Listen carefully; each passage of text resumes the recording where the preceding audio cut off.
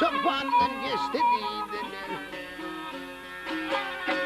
Hep ahır zaman bunu tutulmuyor. Ay bunun zıplatı geçti dediler.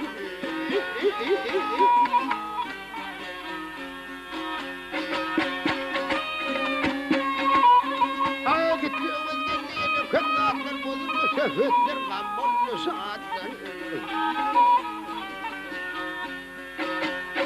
Hep kardeşler tıklaşlar yakınlar yatları. Karabeyim kan yıklaştı dediler.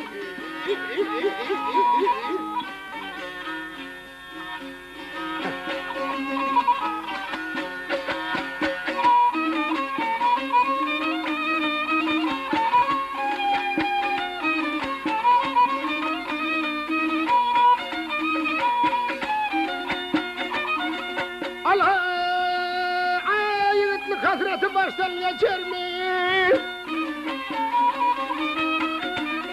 Ya yiğitlik hasreti baştan geçer mi? Soğukturluk vardı zaten beter.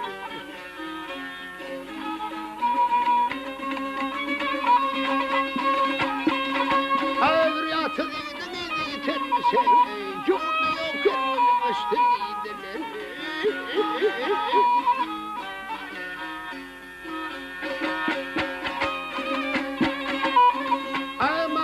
Türkistan'ın töresi bir boşun yerin soğuk seredi.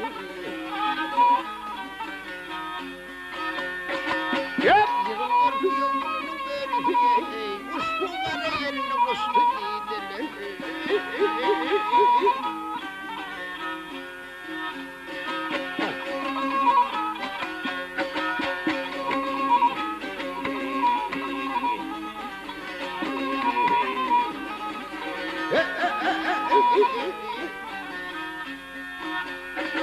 Ya dünyasın termişe yurdu yok ermeni vesti dediler. Dediler vay.